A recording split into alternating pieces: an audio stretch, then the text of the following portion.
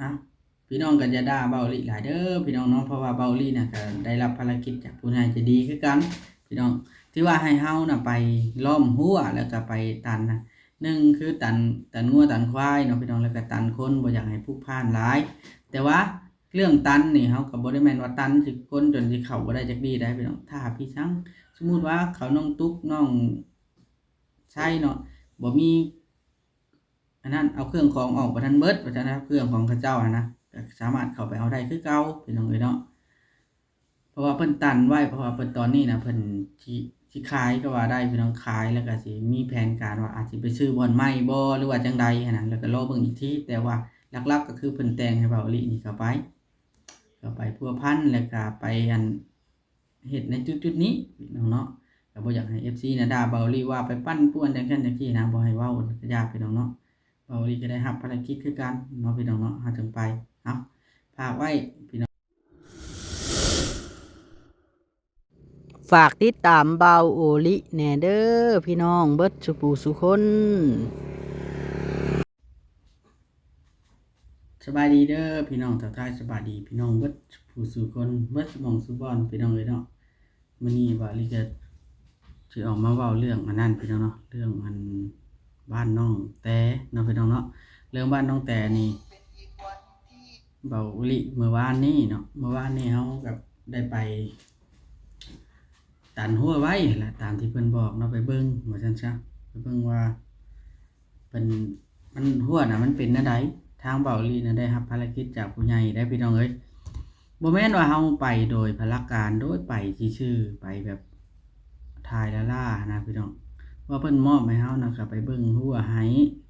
แล้วก็คันมันเป็นจังไดก็ตันไว้ให้แน่ย้านคนพลุกพล่านหลายเนาะพี่น้องเนาะย้านคนพลุกพล่านหลายโพดเพิ่นว่าจังซี่เนาะเพราะว่าเพิ่นได้โทรหาเบาลีแล้วก็บอกให้เบาลีไปนะเฮาก็เลยเข้าไปเมื่อวานนี้ตอนแรงๆเลยล่ะแล้วก็มี FC บางท่านหรือว่าบางคนเพิ่นคอมเมนต์ในทางที่บ่ดี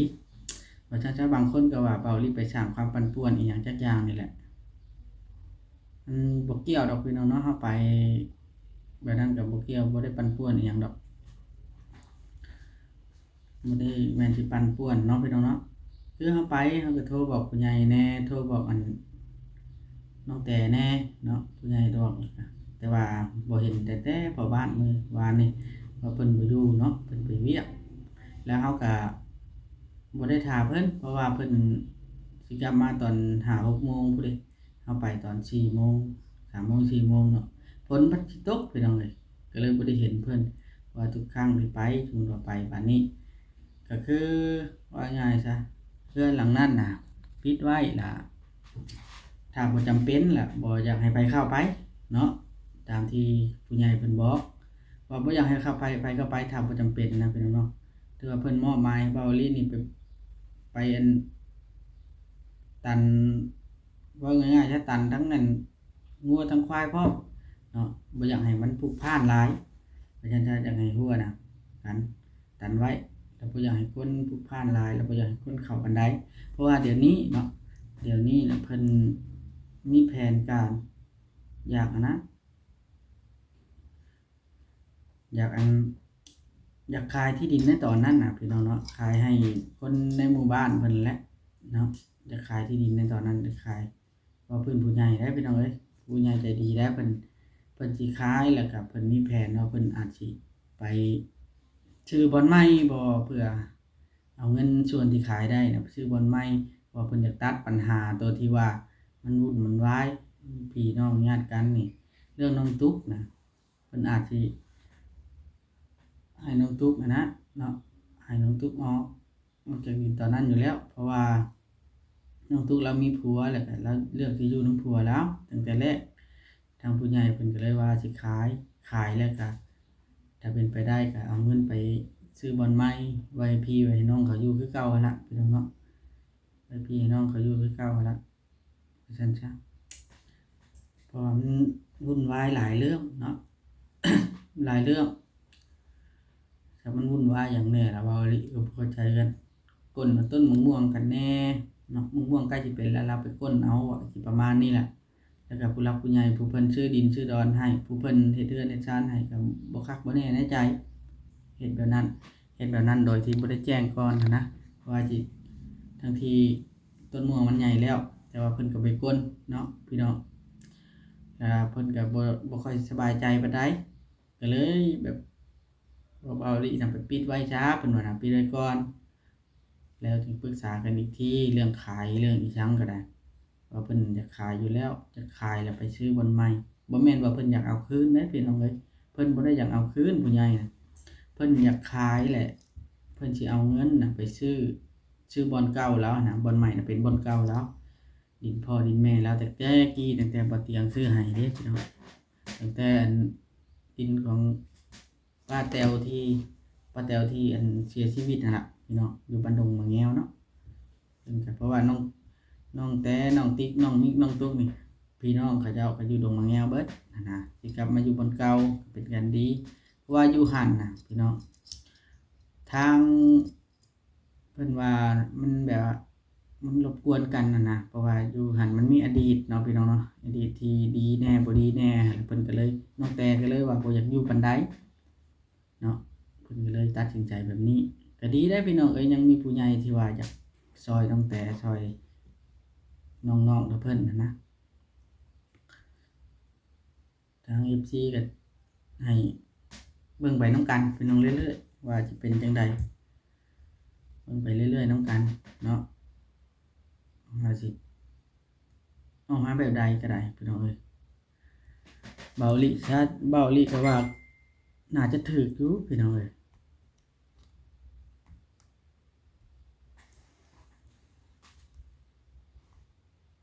น่าจะถูกอยู่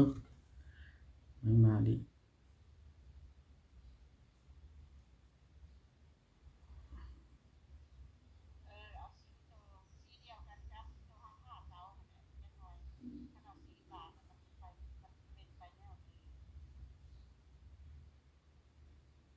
ฮะเบาลิคิดว่าถูกแล้วที่ว่าเพิ่นอยากยกย้ายเนาะยกย้ายสถานที่ก็ว่าได้คำว่ายกย้ายสถานที่คันแบบอันนี้นะพี่น้องแบบเฮาขายตัวนี้แล้วไปซื้อตัวนั้นแบบว่าบ่ได้จกถุงตื้มหั้นนะพี่น้องยกย้ายสถานที่กลับมาอยู่บ่อนเก่าเนาะพี่น้องเพราะว่าเริ่มต้นเด้อพี่น้องเบาลีสิเว้าสู่ฟังเริ่มต้นน่ะการช่วยเหลือนี่ก็คือเพิ่นก็ช่วยเหลือน้องแต่ตั้งแต่เริ่มต้นท้ายน้องแต่ตั้งแต่ยังน้อยเนาะแล้วน้องแต่มีผัวมีหยังก็นำไปช่วยน้องแต่เนาะแต่ว่ามันพอดีว่าอยู่กับผัวในตอนนั้นก็เลยมีพันธะกับผัวหั้นเนาะก็เลยเป็นช่วยทั้งผัวทั้งน้องแต่เนาะผลสุดท้ายมาอยู่แบบบ่มั่นบ่คงนำกันบัดสุดท้ายเพิ่นก็โยกย้ายคืนไปอยู่ที่เก่าที่เดิมก็ถูกก็ต้องแล้วเด้พี่น้องเนาะแบบนั้นก็ได้แบบนั้นก็ถูกก็ต้องแล้วเนาะก็บ่ให้ FC นั่นดราม่าหลายบ่ให้ดราม่าเบาอีหลีหลายอย่าดราม่าเบาอีหลีก็อย่าเบาอีหลีบ่ได้เข้าไปโดยพละการเบาอีหลีบ่ได้เข้าไปแบบสร้างความวุ่นวายป่วนๆอีหยังมีแต่ว่าเราได้รับมอบหมายจากเพิ่นผู้ใหญ่ที่ซื้อดินให้เราแล้วก็ผู้ใหญ่ที่เฮ็ดเรือนให้เบาอีหลีได้รับอนุญาตจากเพิ่นทั้งสองแล้วเนาะพี่น้องเนาะจากเพิ่นน่ะเด้เราก็มีหน้าที่ไปได้บัดนี้พี่น้องมีหน้าที่ไปถ่ายอัปเดตให้เพิ่นเบิ่งว่ามันฮอดขั้นตอนใดเราปิดเรื่องปิดไว้ก็ปิดเนาะเรื่องคันเพิ่นสิขายก็มันเป็นสิทธิ์ของผู้ใหญ่เพิ่นเนาะคันเพิ่นบอกว่าประกาศขายเด้อเราก็สิประกาศขายให้เพิ่นคันมีผู้ซื้อได้พี่น้องเอ้ยเพราะว่าดินเขตนั้นน่ะมันค่อนข้างจะอยู่นอกมันค่อนข้างจะอยู่นอกแน่เนาะแต่ว่าถ้าผู้ใดซื้อก็สิคุ้มค่าอยู่เนาะพี่น้องเอ้ยเนาะผู้ใดซื้อก็น่าจะคุ้มค่าอยู่เพราะว่ามันเป็นแบบมีห้องน้ำห้องในมีเรือนมีศาลแล้วเนาะบัดดินบัด40คูณ40บาทนี่46พี่น้องเอ้ยเนาะ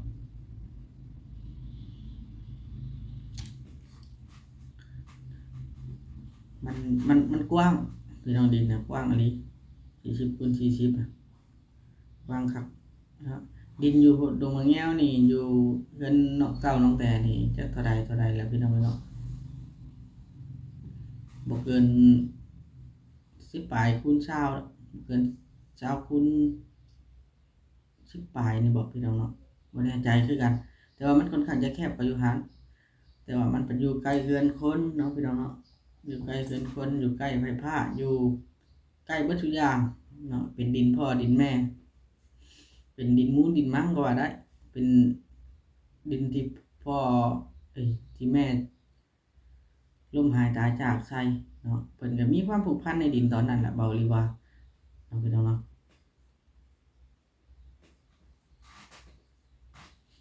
เพิ่นก็สิมีแบบว่าถ้าขายตัวนี้ได้ก็ได้เงินมาก็สิไปได้ไปขอคืนนำขอซื้อคืนนำเจ้าของปัจจุบันพี่น้องเนาะขอซื้อคืนเพิ่นสิเอาเท่าใดก็ได้หันนะร่วมกันเบิกแต่ว่าต้องจำเป็นต้องขายดินตัวนี้ก่อนเพิ่นว่านะเพื่อช่วยตัดปัญหาแล้วก็ช่วยอันนั้นเนาะพี่น้องเนาะช่วยบ่ให้น้องแต่ไปอยู่ในบ้านนั้นอีกเนาะมันมีอดีตคือว่าแหละถ้าได้กลับมาอยู่บ้านที่ว่ามีพี่มีน้องเนาะก็คือบ้านดงมะแง้วนี่มันสิง่ายกว่านึงพี่น้องเอ้ยเนาะแบบว่าไผที่ว่าตกทุกข์ได้ยากเนาะก็คือในครอบครัวของเราบ่ว่าสิเป็นน้องติ๊กน้องมิกน้องตุ๊กเองถ้าตกทุกข์ได้ยากสมมุติว่าบ่มั่นบ่คงเนาะก็สามารถมาอยู่ได้แบบนี้นะชื่อให้เป็นดินมุนดินมั่งของครอบครัวเพิ่นคือเก่าบ่แม่นว่าสิชื่อไว้แล้วบ่ให้มีสิทธิ์ขายอยู่แล้วเนาะชื่อนี่เพิ่นก็บ่ได้ชื่อให้แบบว่ามีสิทธิ์เต็มร้อยจนขายได้พี่น้องเพิ่นก็ต้องมีเฮ็ดสัญญาจบเจือบ่อยากให้ไผขายอีกนะเนาะพี่น้องเนาะ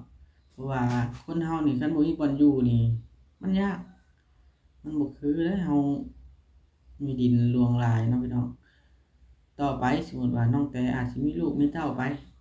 ก็ต้องมาอยู่ในดินตอนนั้นถ้าบ่ได้อยู่บ้านผัวแฮงเจ็บป่วยอยู่ซ้ำน้องแต่นะเห็นว่ามาตอนนั้นก็พอได้นอนอยู่เรือนเอ้ยนางเนาะพี่น้องเจ้าตื่นแล้วเจ้าตื่นแล้วบ่พอเฮ็ดเวียกก็เด้อมาตอนนั้นก็ได้นอนอยู่เรือนเอ้ยนางพอได้อาศัยเพิ่นพี่น้องเนาะเพราะว่าเราอันนั้นเด้เราบ่มีอันนั้นว่าซั่นซะพี่น้องเราบ่มีจะว่าละบ่มีบ่อนอยู่ก็ว่าได้เนาะเขาสิไปอยู่พุ่นก็มันเป็นการรบกวนกันในเมืองเขาเจ้าบ่ได้เคารพกันเด้คือลุงป้าเอาอาอยู่หั่นก็บ่ได้เคารพกันอยู่ทางบ้านนั่นพุ่นน่ะพี่น้องน้องตุ๊กหั้นนะญาติน้องตุ๊กบ่ได้เคารพกันเลยเนาะอยู่ไปเมาะๆแมะๆหากินไผกินมันว่าซั่นซะมันก็สิบ่คักบ่แน่อีกอย่างมันอยู่ไกลแล้วมันสิอันตรายแล้วก็ทางด้านน้องแต้กับผัวหั่นน่ะไปอยู่แบบนั้นแล้วมันบ่แม่นถิ่นเจ้าของแล้วมันบ่พอสิได้ทำมาหากินอิหยังก็บ่ทันได้ฮู้เลยเนาะพี่น้องพี่น้องเบาอีก็สิเว้าส่ำนั้นแหละมื้อนี้นะ